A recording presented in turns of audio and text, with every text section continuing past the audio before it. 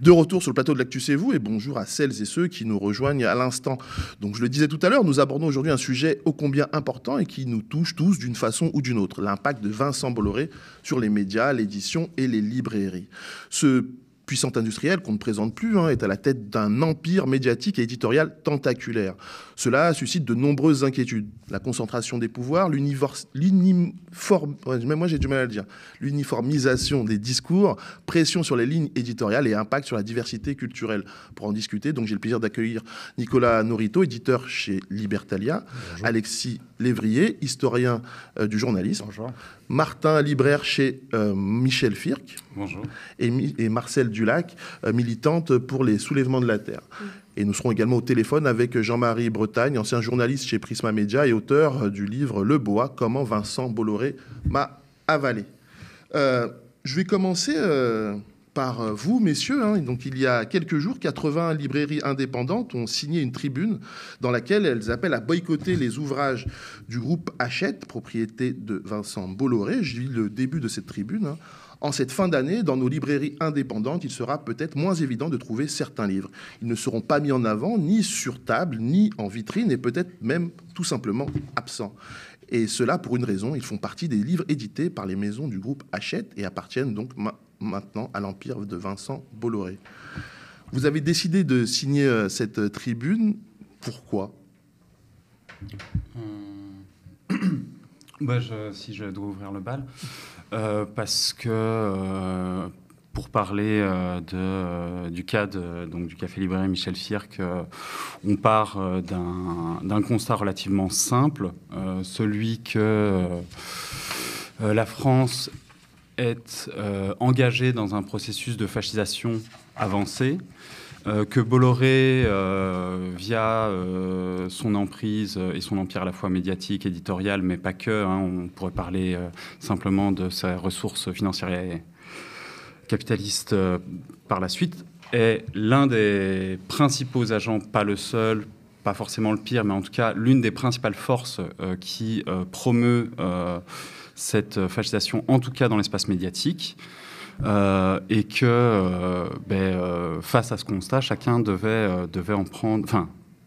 prendre position et prendre sa part au combat. Donc à partir de là, dès lors qu'il y avait une campagne large appelée par un grand nombre d'associations et d'organisations qui, dès cet été, appelaient à s'opposer à Bolloré, à le désarmer, il paraissait logique, en tout cas du point de vue de notre librairie, que les libraires s'engagent dans le combat avec les moyens qui sont les leurs et avec les contradictions aussi qui sont les leurs. Mais ça, je pense qu'on va y revenir par la suite. Bien entendu, on va en parler.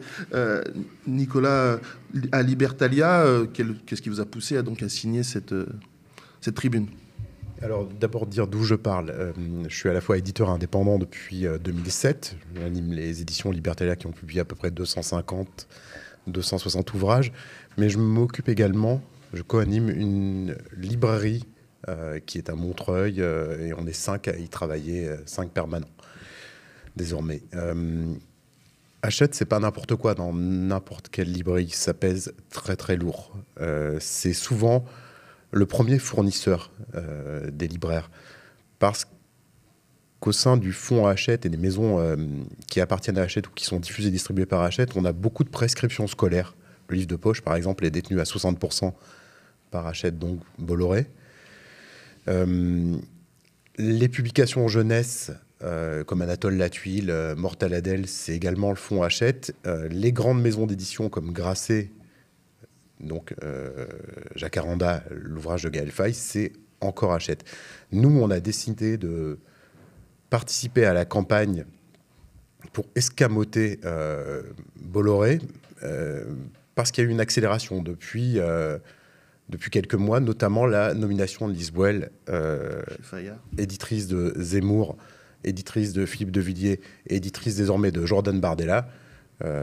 Lise Boel est désormais numéro 1 de Fayard. Donc il y a quelque chose qui est plus compatible entre ce qu'on défend comme projet de société, comme idéal de vie, comme aspiration à l'égalité, à la justice, à la fraternité, et les horreurs qui sont diffusées par Fayard et par une partie des maisons du groupe Hachette. Donc juste pour poursuivre un peu ce que vous venez de dire, Hachette donc regroupe des grandes maisons, vous avez cité Fayard, effectivement il y a Grasset, Stock, Armand-Collin, et il y a même certains auteurs qui ont décidé ces derniers mois de quitter le groupe, type Jacques Attali, Alain Badiou, Virginie Grimaldi.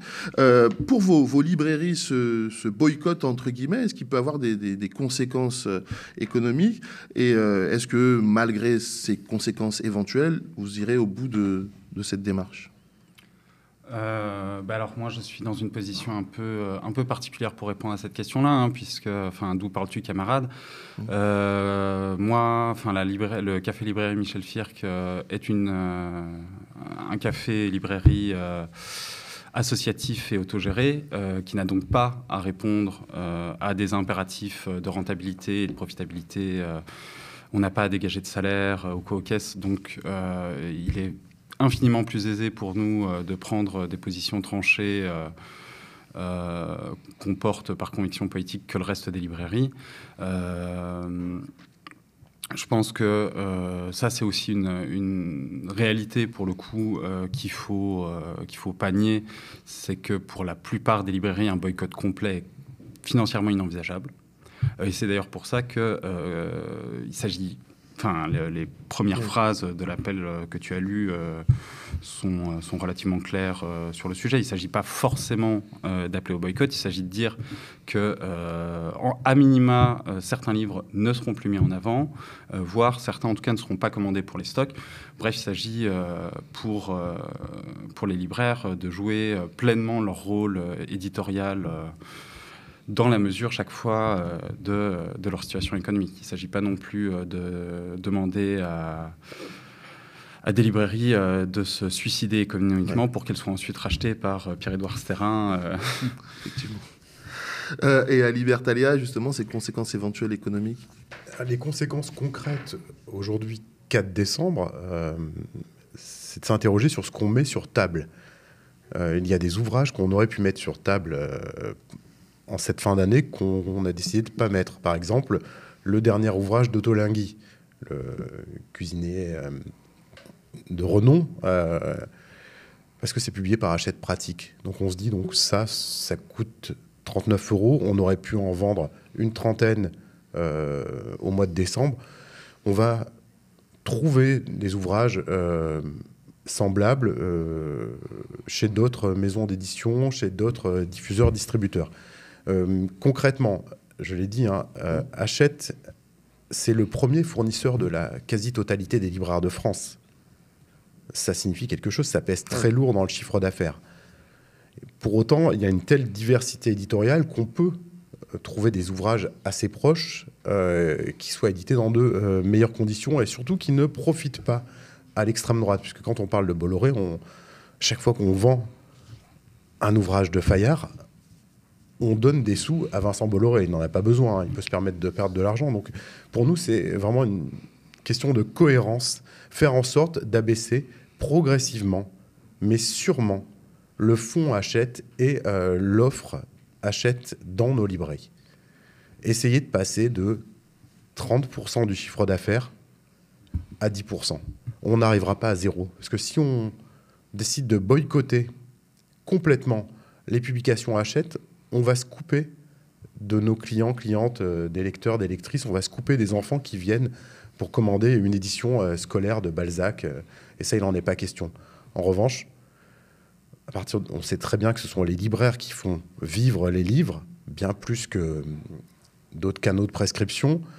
À partir du moment où on ne met plus de mots sur les ouvrages, à partir du moment où on ne les met plus sur table, on se contente d'en avoir un en rayon, on atténue sensiblement la présence de ces livres. Je le disais, Marcel, tu fais partie des Soulèvements de la Terre. Ça a été dit par nos camarades libraires ici. Ils ont rejoint une action qui avait démarré cet été avec Désarmer Bolloré, dont différentes associations, différents groupes avaient lancé tout ça en juillet dernier. Déjà, est-ce que tu pourrais nous dire justement quoi consistait cette tribune-là à l'époque, et le fait que aujourd'hui les libraires rejoignent ce mouvement, qu'est-ce que ça te dit sur cette situation ? Eh ben oui, pour dire un mot sur la campagne, c'est donc une campagne qui a été lancée suite aux législatives, suite à la dissolution et la place grandissante qu'a pris l'extrême droite. C'était à la fois pas une surprise, hein, puisque je pense que c'est important de rappeler que ça fait une vingtaine d'années que les idées de l'extrême droite, que les idées réactionnaires s'infiltrent de plus en plus dans l'espace public.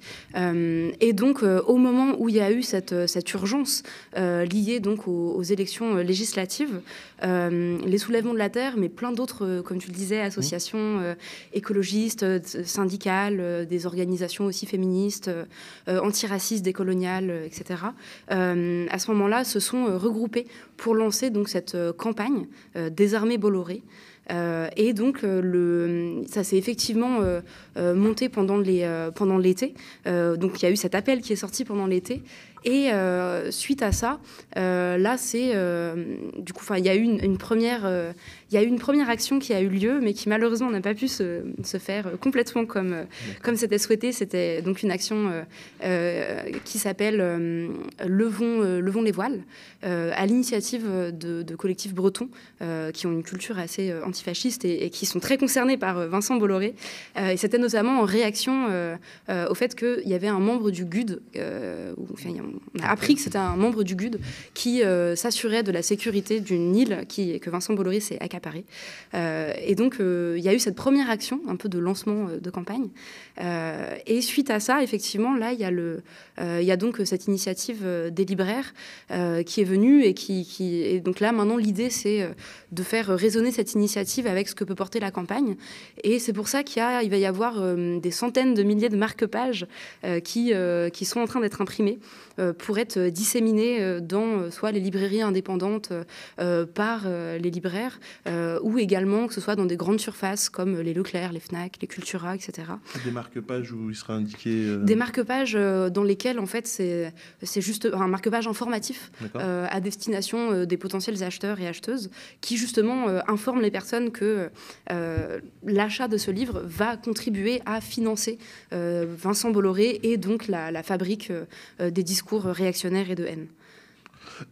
Avant de vous donner la parole, justement, là, on parle de marque-page à mettre dans les différents ouvrages. La question que je me pose, c'est est-ce que les citoyens, les lecteurs ou les citoyens dans leur ensemble, se rendent compte de l'influence de Bolloré, ou est-ce que le sujet est finalement assez sous-estimé? Est-ce que finalement, là, nous, on est entre personnes qui s'intéressent à ce sujet-là, voilà, ça peut nous parler, on peut se dire oui, voilà.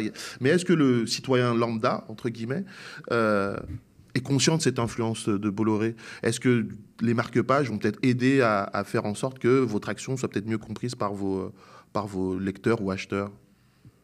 Eh ben, enfin, moi, la première, avant de commencer à m'intéresser de manière conséquente à Vincent Bolloré et donc à son groupe, au système Bolloré, je pense qu'effectivement, non, j'avais pas du tout la moindre idée de la mesure de tout ce que ça représentait, le groupe Bolloré. Effectivement, je pense que la dimension un peu médiatique était la plus connue, que ce soit avec notamment le Havas qui fait des sondages, de la communication, mais aussi donc ces chaînes télé qui sont, je pense, les plus connues, ces médias, etc. À cet endroit-là, je pense que c'était quelque chose qui était peut-être assez connu. Je pense que effectivement, on prend la mesure. Enfin, moi, je pense. Les personnes ici, je pense pas, mais du coup, son emprise sur le milieu de l'édition, quand on pense que plus de 50% des livres, des manuels scolaires appartiennent à Hachette, ça fait froid dans le dos. Mais du coup, en y regardant de plus près, on a découvert aussi, au sein de la campagne, que Bolloré... s'est construit avec la logistique, donc notamment en Afrique où ça représentait, il s'est vraiment construit sur le pillage des économies africaines, notamment, je crois que c'était en 2013 où plus de 80% de ses bénéfices c'était via sa branche Bolloré Africa Logistique, mais il s'est séparé de sa branche logistique pour maintenant ne plus que garder sa logistique pétrolière avec Bolloré Énergie. Donc il y a plein de dépôts pétroliers qui appartiennent à Bolloré, mais c'est aussi les relais dans les gares, territoire. C'est aussi tout un empire industriel qu'on connaît assez mal, qui fait notamment plein d'outils de contrôle de flux de personnes, notamment des outils qui servent des portiques aux frontières, de la reconnaissance biométrique avec de l'intelligence artificielle pour faire de la reconnaissance faciale aux frontières, pour contrôler l'immigration, des systèmes pour automatiser j'ai oublié le mot, la verbalisation dans la rue. C'est aussi tout un système d'accaparement des terres en Afrique et en Asie, notamment avec la SOCFIN, où là, je crois que c'est 390 000 hectares de palmiers, d'huile et d'EVA, où là, il y a plein de problèmes, notamment sur les droits humains, etc., qui ont été relevés à cet endroit-là. C'est aussi notamment des liens avec la recherche académique, que ce soit à l'Université de Grenoble, à l'Université de Nantes, ou plus récemment avec le Collège de France, la Sorbonne, pour faire des batteries électriques avec les bus qu'on voit à Paris. Souvent, c'est des bus Bolloré. C'est vraiment, quand on prend la mesure, on se dit que, effectivement, la fabrique des idées réactionnaires se finance près de chez nous, quoi. C'est vraiment partout autour de nous. Quand on t'entend, on comprend à quel point l'empire de Bolloré est tentaculaire, et notamment au niveau aussi médiatique. Et c'est avec vous, Alexis Lévrier, que je veux parler un peu plus de ça. Vous êtes historien du journalisme. Comme on vient de le dire, dans le paysage médiatique, Bolloré a C8, CNews, Europe 1, le journal du dimanche. Quels sont les effets concrets, en gros, de cette influence de Bolloré sur les médias qu'il possède ?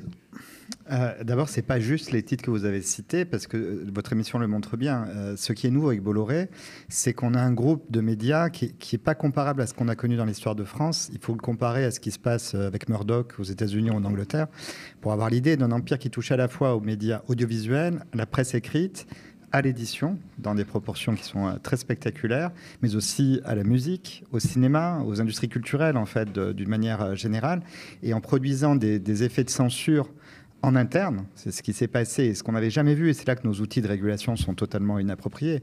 On l'a vu à iTélé, on l'a vu ensuite à Europe 1, et on l'a vu de manière très spectaculaire au JDD, et à chaque fois c'est la même chose, c'est-à-dire il y a même une sorte de pacte faustien qui est signé par ceux qui restent, c'est-à-dire de jamais dénoncer ce qui se passe en interne. Moi je suis beaucoup allé sur CNews entre 2017 et 2021, j'ai jamais été rémunéré, mais j'ai vu la fabrique du pire, quoi. J'ai vraiment eu le sentiment de...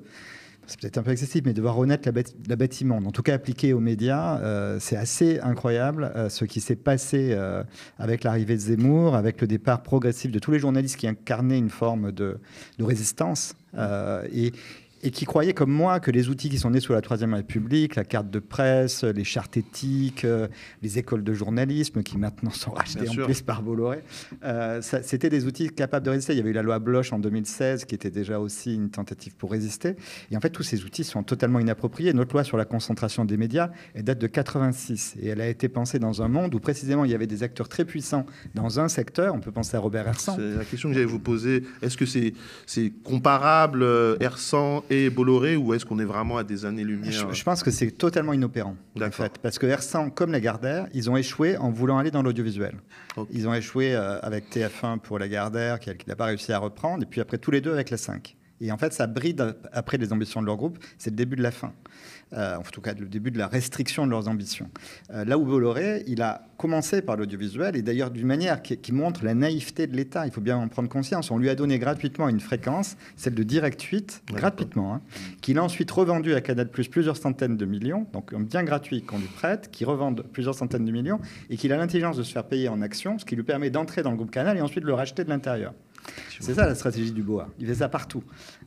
Et donc, de là, il a ensuite racheté des groupes de presse en profitant de la crise du Covid, notamment, qui lui permet de racheter Prisma, qui lui permet d'entrer dans le groupe Lagardère, qui est pourtant une commandite censée le protéger, et de dévorer le pauvre Arnaud, qui a été d'une naïveté incroyable, mais qui était aussi dans une position de faiblesse en raison du Covid. Il avait tout misé sur le travel retail comme moyen de se sortir, et il avait annoncé que c'était comme ça qu'on allait s'en sortir parce que tout le monde avait besoin de voyager. Et il dit ça juste avant le Covid, où il n'y a plus aucun voyage. Donc mais c'est ce qui montre aussi, je parlais de l'ampleur de son groupe, il a aussi la distribution. C'est ce qui rend... Là, Bolloré se sert de vos initiatives pour dire qu'il y a des logiques de censure. Non, ce sont des logiques de résistance à un empire qui piétine toutes les valeurs démocratiques. En réalité, on a beaucoup parlé de Bardella qui n'avait pas eu de publicité dans les gares. Tous les commerces dans les gares sont des commerces Bolloré désormais, qui appartiennent encore à la Garde Active, mais la Garde Active, c'est le groupe Vivendi désormais. Et donc, ces commerces sont obligés de mettre en valeur le livre de Bardella. Ils n'ont pas le choix. Donc là, vous avez des initiatives de résistance isolées de gens qui se mettent en danger au nom de valeurs qu'ils estiment importantes, mais le vrai phénomène massif, c'est l'absence totale de résistance à ce rouleau compresseur qui s'impose au journalisme, qui s'impose aux médias, qui s'impose aux industries culturelles. Quand Justine Triet, on lui a remis la Palme d'Or, elle a eu un très beau discours contre Rima Abdul-Malak, qui pourtant était la seule ministre de la Culture qui a essayé de résister à l'Empire Bolloré. Mais elle n'a rien dit sur Bolloré, qui diffusait la cérémonie et qui finance ses films. Donc on n'a jamais vu un empereur de presse être capable de faire taire le milieu culturel comme Bolloré y parvient. Il le fait taire en interne dans son groupe, mais aussi en externe. La plupart des acteurs culturels sont muets face à ce qui est en train de se produire. Je ne sais pas si c'est une marche vers le fascisme, parce que... Alors c'est vrai que le seul empereur de presse auquel on peut comparer Bolloré par les idées et la volonté de porter une idéologie, c'est François Coty dans les années 20, qui lui était de manière avouée fasciste. Il voulait vraiment appliquer en France les idées de Mussolini. Et il a repris lui aussi la faveur d'une crise. C'était la crise née de la Première Guerre mondiale qui avait affaibli les grands journaux. Donc il rachète le Figaro, il rachète le Gaulois, qu'il fait fusionner. Il lance un quotidien populaire qui s'appelle L'Ami du Peuple. Et il porte ses idées. Alors il a échoué au sens où il est mort en 1934, ruiné en ayant dû revendre le Figaro. Mais il a contribué à normaliser ses idées. C'est un peu semblable à ce que fait Bolloré avec beaucoup plus de moyens. Je ne sais pas si c'est du fascisme, mais c'est réactionnaire. Oui, le terme est très juste. Et c'est l'idée de renouer avec l'extrême droite a été entre la Belle Époque et la collaboration, c'est à dire une machine à fabriquer des idées racistes et xénophobes, à les installer dans l'espace public. On l'a vécu avec la campagne de 2022. Certes, Zemmour fait 7%, mais on n'a parlé que d'immigration, d'identité et d'islam. C'est les CNews qui a défini les thématiques de la campagne. Et on l'a revu en 2024 et de manière encore plus spectaculaire, puisqu'en 2024, ils étaient désormais en soutien du RN. C'est ça qui a changé entre les deux.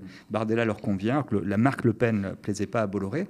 Et donc, on a le JDD qui fabrique une fake news. Alors, quand depuis 2018, il y a une loi sur la manipulation de l'information en période électorale, le site du JDD, c'est un papier qui est signé d'un journaliste qui n'existe pas, pour pas qu'on puisse retrouver quel est l'auteur réel, a inventé 2 jours avant le vote l'idée que la Macronie allait revenir sur la loi immigration, pour faire peur à l'électorat de droite et d'extrême droite. Tout était faux. Il y a d'ailleurs une plainte de Renaissance. Et là, vous voyez la domination de Bolloré sur le champ culturel et médiatique. C'est qu'une semaine après ça, eh bien, vous aviez déjà la Macronie qui défilait dans les pages du JDD. Vous aviez une interview de Bayrou une semaine après le scrutin des législatives. C'est la première fois dans notre histoire où le pouvoir... Le rapport de force entre pouvoir politique et médiatique s'est inversé. Il y a un empire de presse qui fait peur au pouvoir, y compris au pouvoir présidentiel. Ça, je crois qu'on ne l'a jamais vécu dans notre histoire. Et justement, vous l'avez cité tout à l'heure, Prisma, on va prendre au téléphone Jean-Marie Bretagne, un ancien journaliste chez Prisma Media et qui a écrit un livre, Le Boa, comment Vincent Bolloré m'a avalé. Bonjour Jean-Marie Bretagne, vous êtes avec nous ? Oui, bonjour. Bonjour, merci d'être avec nous.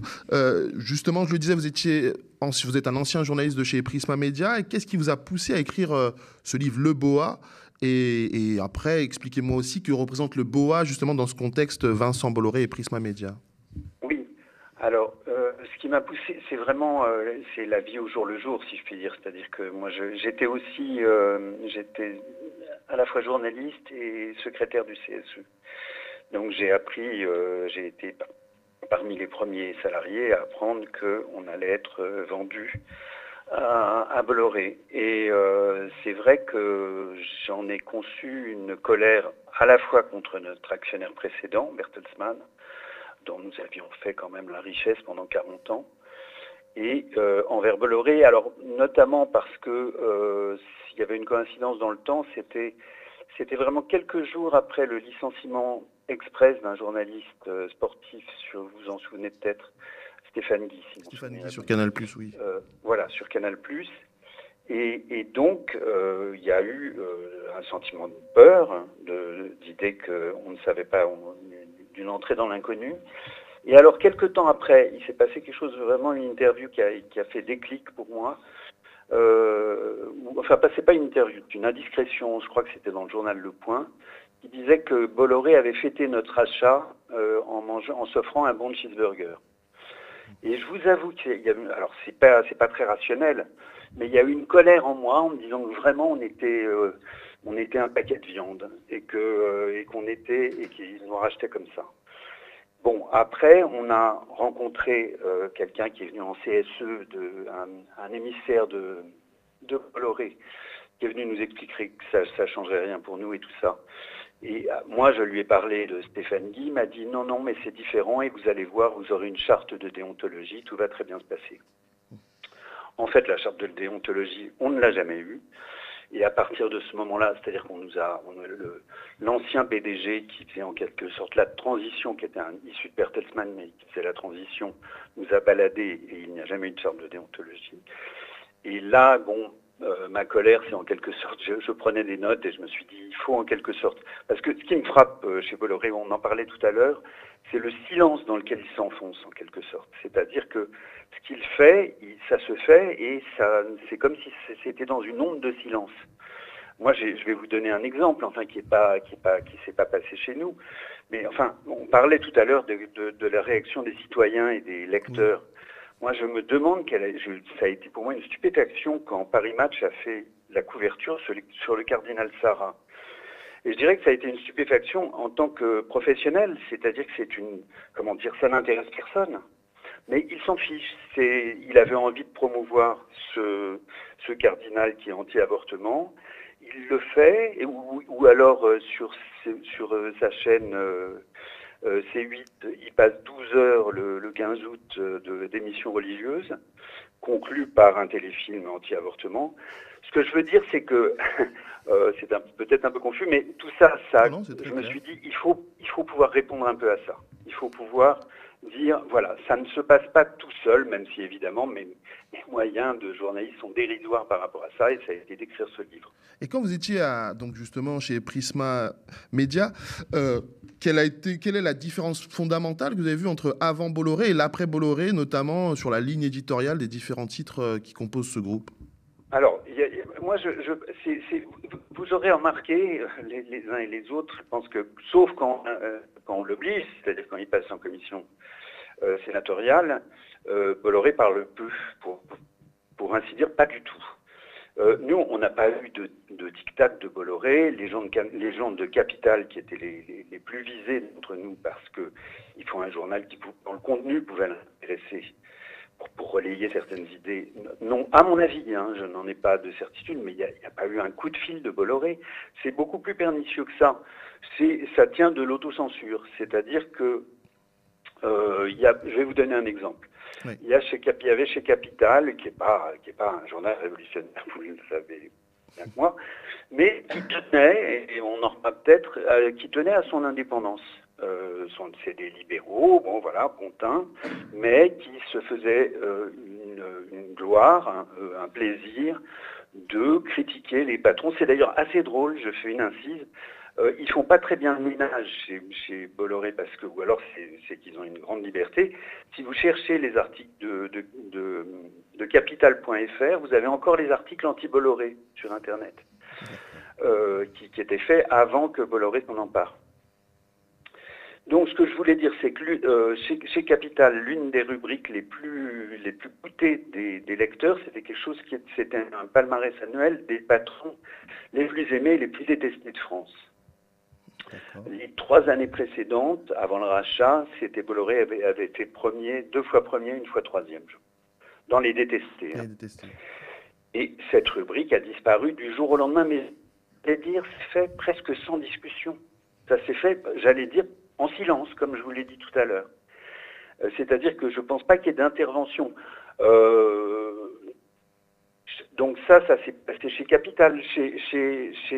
Dans des journaux de télé, on s'est aperçu qu'on relayait moins. Après, ça, c'était facile. J'ai pu j'avais un peu, conseiller les gens qui faisaient complément d'enquête d'aller vérifier cette info-là, même si je n'avais pas la réponse, mais elle a été concluante.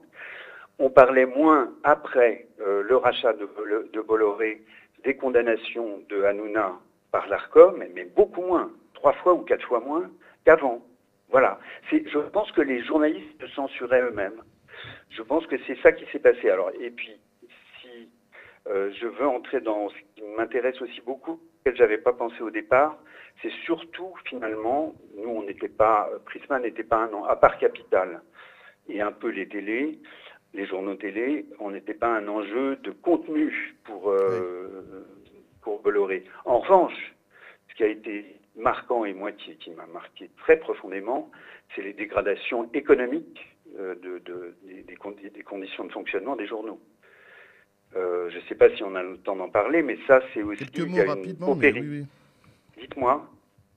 Non, mais justement, j'ai quelques mots rapidement, mais on y reviendra. Restez avec nous. Hein, on y reviendra justement sur les conséquences peut-être économiques dans certains médias tenus par Vincent Bolloré. Tout à l'heure, vous l'évoquiez, le cas de Fayard, en fait. C'est le cas récent qui est intéressant pour le coup. Donc, c'était Isabelle Saporta qui était directrice générale de la maison d'édition Fayard. Elle a été remplacée par Lise Boel, hein, connue, vous l'avez très bien dit, pour avoir édité livres d'Éric Zemmour, de Villiers, entre autres. Qu'est-ce que ça nous dit, ou en tout cas, en quoi c'est révélateur, pour le coup, de la manière dont fonctionne Vincent Bolloré et dont cette volonté peut-être de promouvoir l'extrême droite? Est-ce que là, du coup, son jeu est complètement affiché? Est-ce que en tout cas, c'est ce que ça a confirmé chez vous, les libraires? Allez-y, Nicolas. Là, les choses sont explicites. Il ne se cache même plus. Donc, de toute façon, il ne se cache plus. Il a un âge où il avance franchement. Il a dit qu'il était dans une croisade civilisationnelle. En s'emparant de Fayard, il s'empare d'un des fleurons de l'édition française, une grande maison, et il en change du tout au tout le contenu, mais la marque reste la même, et dans l'esprit des gens, c'est une maison prestigieuse, y compris sa déclinaison en poche, plurielle. Regardez dans vos bibliothèques, vous avez des bouquins de Fayard, vous avez des poches de Fayard, évidemment, collection plurielle. Il est probable que dans les mois ou les années qui viendront, on assiste à l'arrivée de nouvelles éditrices, nouveaux éditeurs d'extrême droite, à la tête de grandes maisons, bien sûr. Il aurait tort de se priver.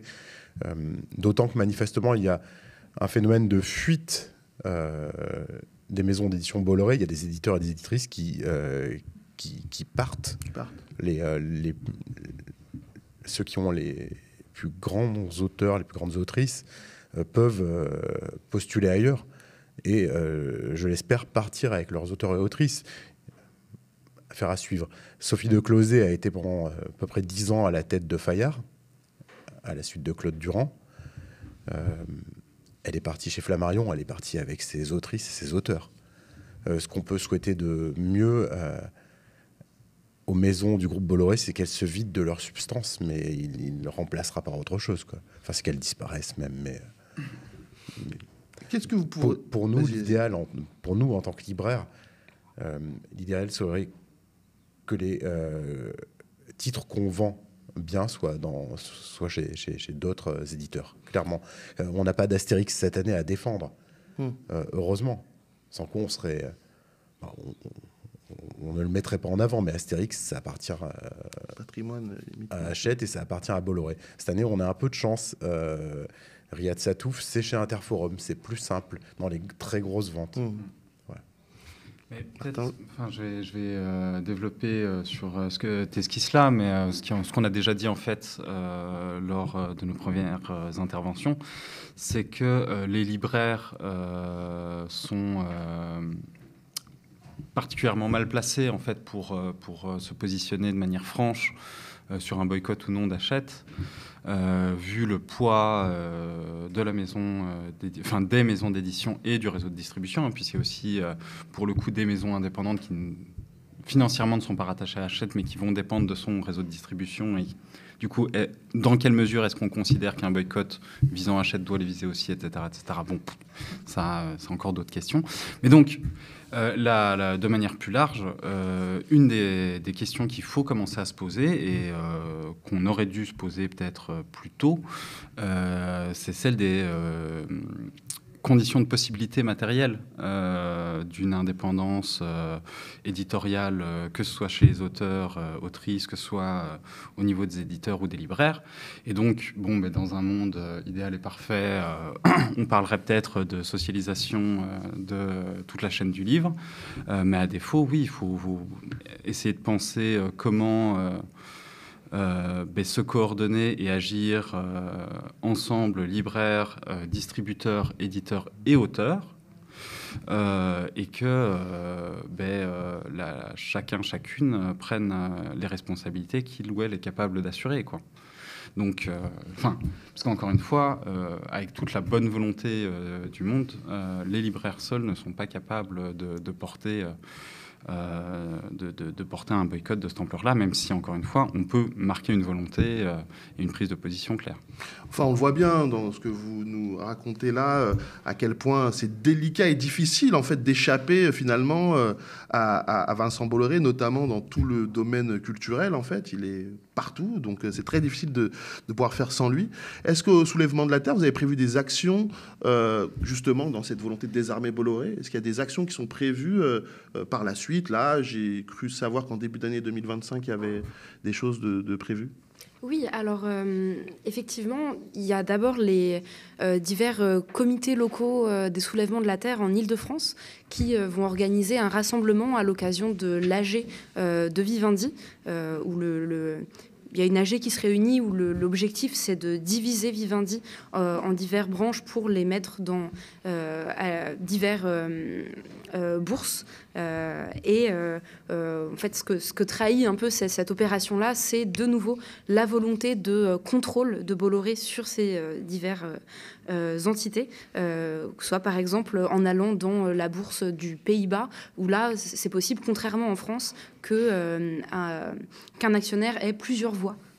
Et donc, voilà, on peut, sans rentrer trop dans les détails techniques. Sûr. Mais en tout cas, il y aura d'abord, donc, le 9 décembre, un rassemblement organisé donc, par des comités locaux des soulèvements de la Terre en Île-de-France. Et par la suite, effectivement, il y a un appel à action décentralisée qui a été lancé, où l'idée, c'est, donc, comme tu le disais, l'année prochaine, donc, c'est du 29 janvier au 2 février 2025, où l'idée, c'est de essayer de comment dire, se coordonner entre toutes les divers collectifs, personnes, organisations, notamment les comités locaux des soulèvements de la Terre qui auraient envie de prendre part à la campagne et donc d'agir sur les matérialités de Bolloré proches d'eux. Et donc, l'idée, effectivement, c'est donc il y a ces 5 jours-là où il y aura plein d'actions sur tout le territoire et où, justement, comme on le disait tout à l'heure, Bolloré est vraiment un peu partout. Et ben, du coup, ça va être l'occasion de taper d'un grand coup de poing sur la table pour voilà, dénoncer en acte Bolloré et ce qu'il fait à la société.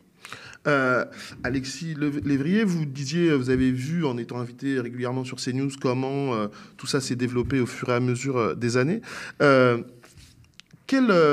Comment, en fait, finalement, si on prend l'exemple de CNews, C8, même avec Cyril Hanouna, ou même Europe 1, vous parliez tout à l'heure de la campagne de 2024, où tout d'un coup, on a créé une émission spécialement sur Europe 1 pour contrer, entre guillemets, la gauche et pour valoriser l'extrême droite. Comment, à l'intérieur de ces chaînes, on fait pour résister? Ce que vous avez pu peut-être observer, est-ce qu'il y a des actes de résistance? Ou est-ce que, justement, comme le disait tout à l'heure Jean-Marie Bretagne, la précarité parfois de ces métiers, notamment dans l'audiovisuel, empêche les journalistes ou les techniciens d'agir?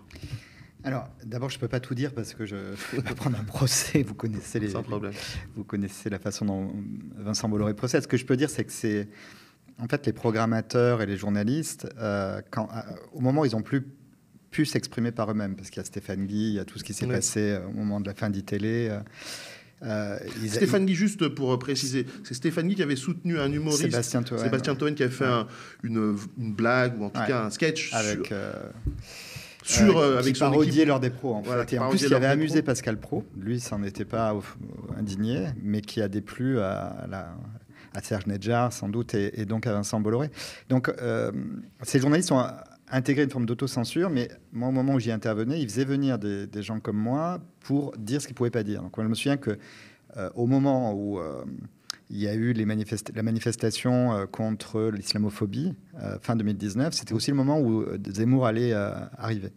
Et moi, j'avais été invité. Les gens qui m'avaient invité savaient exactement ce que j'allais dire, puisque je leur avais dit, si je viens, c'est pour dire que vous êtes responsable de la montée. Alors, le terme islamophobie, je ne l'aime pas beaucoup, parce qu'il faut séparer critique de la religion et haine des musulmans. Mais il y a un rôle de Zemmour dans la fabrique de la haine des musulmans. Justement, il s'abrite derrière la tradition Charlie pour faire tout à fait autre chose, c'est-à-dire d'inciter à la haine. Il a d'ailleurs été condamné pour ça. Et il avait déjà été condamné en 2019. Et donc, j'avais été invité avec des gens qui savaient très bien que j'allais dire ça. Et je l'ai dit, je n'ai pas été le seul ce jour-là, d'ailleurs. Ça n'a pas empêché Zemmour d'arriver. Et puis, il a multiplié quand même l'audience par 5. Et donc, moi, j'ai vu changer. C'est-à-dire, vous étiez invité au début comme expert. Puis après, vous étiez invité au milieu de plusieurs invités. Il y avait encore un relatif équilibre. Et puis, les figures de l'extrême droite se sont multipliées. Et vous finissez, vous êtes seul contre 5. Et c'est ce qui arrive, d'ailleurs, aux gens qui représentent la gauche ou le camp macroniste aujourd'hui sur ces antennes-là. Il y a toujours quand même quelqu'un qui incarne, mais qui sert de bouc émissaire. Ça a été très bien montré par Le Monde dans une enquête vidéo sur l'émission d'Hanouna dont vous parlez, où la figure de gauche concentre toutes les critiques et devient un punching ball pour tous les autres. Donc, ils ont fait ce qu'ils pouvaient, puis la plupart sont partis, et je pense que la plupart d'entre eux, désormais, épousent cette idéologie-là de manière passive ou active.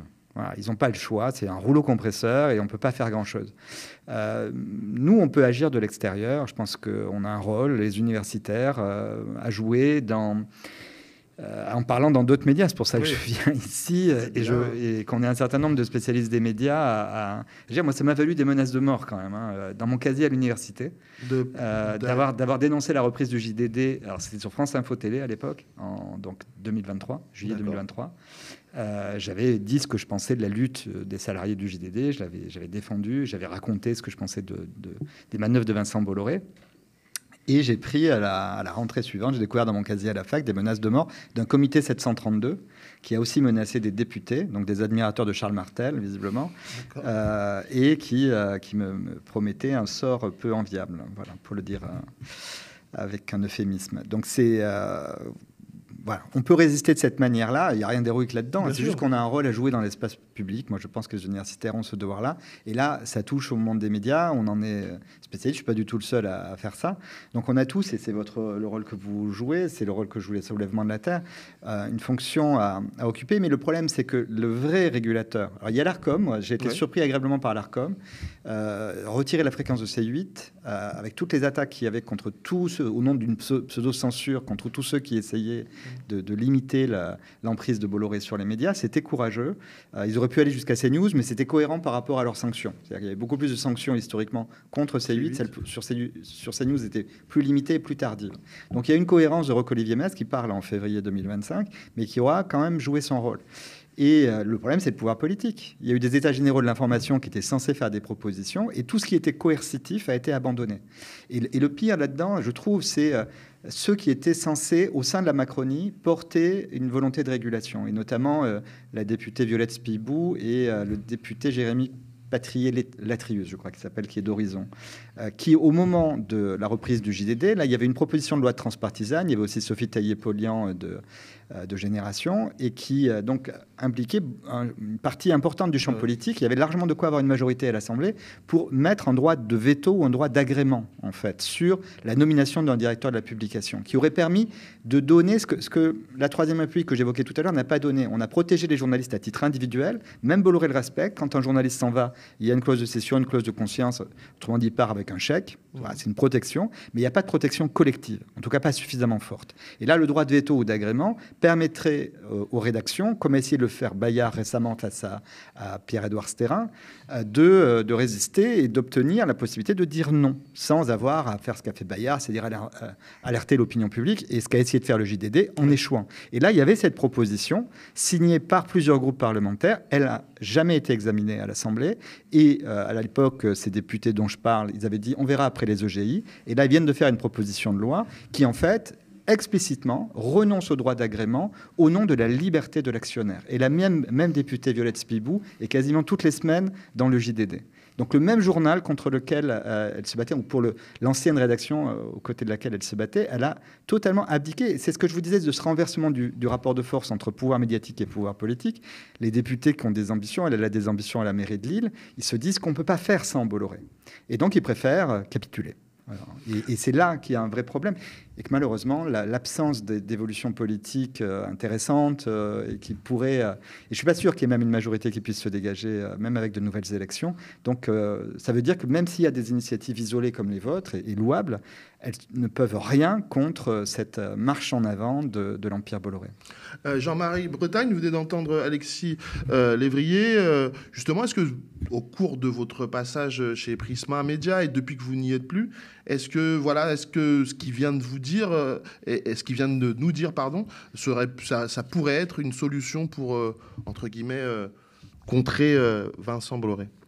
Ah oui, je pense, et il a, je pense, tout à fait raison en ce qui concerne les initiatives individuelles. Moi, j'ai vu les gens qui, alors, ce qui est quand même, je ne sais pas quelle leçon il faut tirer de ça, parce que c'est à la fois triste et assez beau. Les gens qui sont partis de chez Prisma, écœurés en quelque sorte, à mon sens. Je suis comme vous, je fais attention avec les procès. Les gens qui sont partis, donc je crois, écœurés des conditions qui leur étaient faites de la nouvelle marche que prenait le groupe, ont éprouvé, parce que, alors je dois prendre un tout petit peu de temps pour expliquer que l'une des attaques, il y avait certes les contraintes politiques, mais qui étaient moins fortes chez nous, parce qu'on n'est pas, comment dire, un vecteur d'opinion comme le JDD. En revanche, il y avait une paupérisation, c'est-à-dire que les journalistes, pour aller vite, les journalistes qui prenaient leur clause de cession n'étaient pas ou peu remplacés. Ce qui veut dire que ceux qui restaient devaient travailler plus et devaient travailler moins bien. Et il y a eu un sentiment, mais quasiment à mes yeux, de dépression collective, c'est-à-dire qu'on se disait, mais pourquoi fait-on ce travail? Et tous la fierté, parce que c'était un groupe populaire, mais qui est un groupe qui avait été fondé par quelqu'un qui voyait vraiment la qualité de la presse, tout ça a été détruit. Et ce qui est très... Quand on dit est-ce qu'il y a une vie hors de chez Bolloré, les gens que j'ai connus, ils ont eu un besoin furieux de retrouver un sens dans leur vie. C'est-à-dire qu'ils ont fait les reconversions les plus étonnantes qui puissent. Certains sont devenus professeurs des écoles, certains sont devenus salariés d'associations, certains sont devenus fleuristes. Voilà, il y avait vraiment l'idée, il faut retrouver un sens à nos vies parce que là, dans l'endroit d'où on vient, Paris. Et juste, est-ce que à la suite de ce livre, vous avez eu, je ne sais pas, des tentatives d'intimidation du groupe Bolloré, ou qu'est-ce qui s'est passé une fois que votre livre a été publié pour vous concrètement? Alors, plusieurs choses. Alors non, je ne sais pas. J'ai l'impression, je peux me tromper, mais j'ai l'impression qu'il y a eu un changement de stratégie. Je vois moins de procès. À un moment, je suis beaucoup intéressé. J'en voyais effectivement dès qu'on levait la plume, il y avait mais moi j'ai pas eu de ce genre de mésaventures. Il y a peut-être eu j'en ai peut-être un peu pâti d'après mes camarades quand ont été calculées mes indemnités comment on appelle ça, non pas indemnité transactionnelle, mais c'est le tribunal arbitral. Voilà. Sans doute un sort un peu moins bon. Franchement, c'est très très accessoire. Non, ce que j'ai ressenti, c'est plutôt un soutien de la part des salariés. Je vous avoue que j'étais un peu inquiet parce qu'évidemment, j'en avais parlé à personne de ce bouquin-là. Je ne pouvais pas, sinon il était condamné d'avance. Et franchement, ils s'y sont retrouvés. Ils ont retrouvé un peu justement le sens passé et un peu en perdition de leur boulot. Voilà. Et sinon, mais j'ai vécu très fort. Bon, c'était accentué par le Covid et le fait que les bureaux étaient vides, justement. Mais j'ai ressenti, ce qui, entre nous soit dit, a aussi facilité le travail de Prisma, c'est-à-dire qu'il n'y avait plus d'occasions de manifestation, de choses comme ça, qui étaient des choses qui avaient une tradition comment dire, une tradition syndicale assez forte. Mais là, elle était un peu détruite. Merci beaucoup. Donc voilà les choses que j'ai ressenties.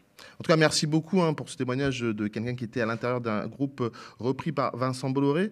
Marcel, tu avais envie on approche de la fin, mais un dernier mot. Oui, peut-être, je voulais juste réagir à ce que disait Alexis Lévrier sur le fait que, quand même, je pense que tu finissais un peu par un constat d'impuissance vis-à-vis du paysage politique. Et ça me semblait important, néanmoins, de rappeler quand même que, je pense qu'on peut faire une comparaison avec l'écologie, par exemple.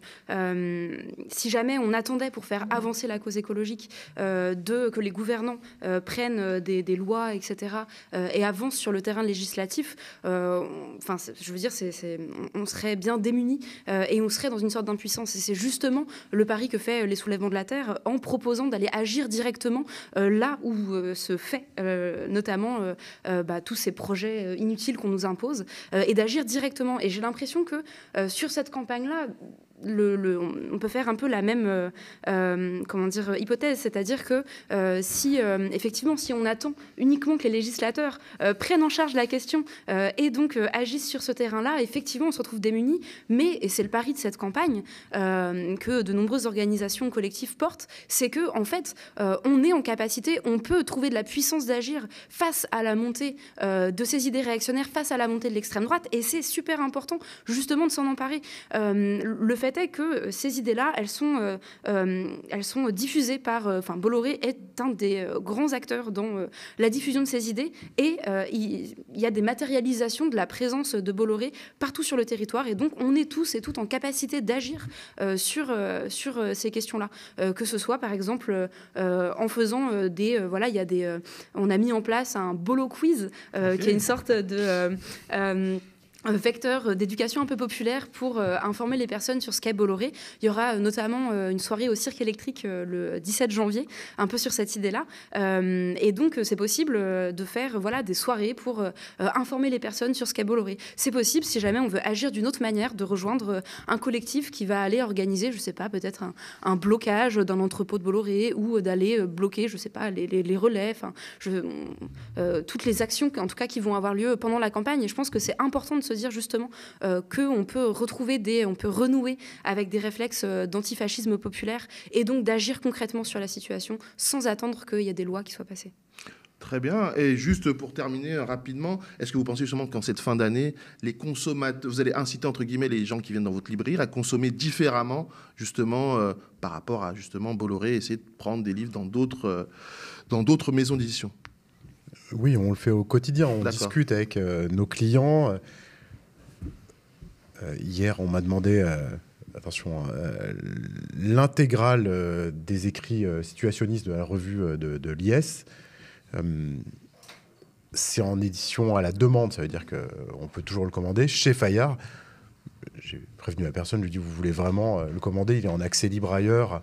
Bon, ben non, voilà. Donc, tant pis pour moi, j'ai perdu 59 €, mais Hachette a aussi perdu une partie de cette somme-là. Ce que je voudrais dire, juste pour terminer, c'est que ça nous permet, cette campagne, d'échanger, de discuter, de conscientiser, d'alerter les clients, les clientes, les auteurs, les autrices, les éditeurs, les éditrices, tout un monde qui n'est pas au fait de la réalité Bolloré. Et quand bien même ce ne serait qu'un grain de sable dans la machine, eh bien, c'est déjà ça. Très bien. Oui, je vais rejoindre ce qui a été dit, c'est-à-dire qu'effectivement, pessimisme de la raison, optimisme de la volonté, et que donc effectivement on a souligné les difficultés qu'on pouvait avoir à se mobiliser depuis là où on était, ou l'asymétrie du rapport de force.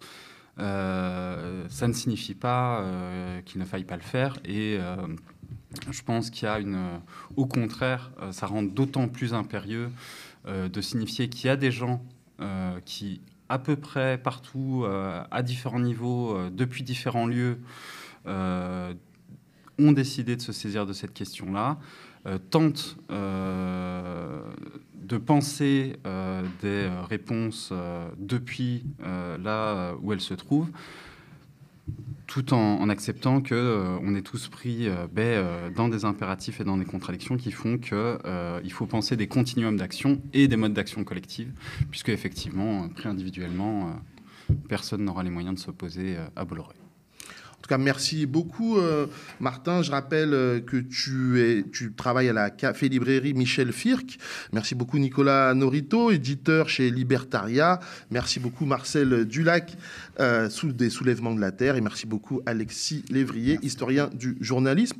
Merci à vous d'avoir été avec nous. Merci à toutes et à tous d'avoir suivi ce numéro de L'Actu, c'est vous. Si vous souhaitez intervenir, apporter votre témoignage ou tout simplement donner votre opinion sur un sujet, il vous suffira de nous laisser un message ou un commentaire sur nos réseaux sociaux ou nous écrire à actu@lemediatv.fr ou au 06 86 46 08 46.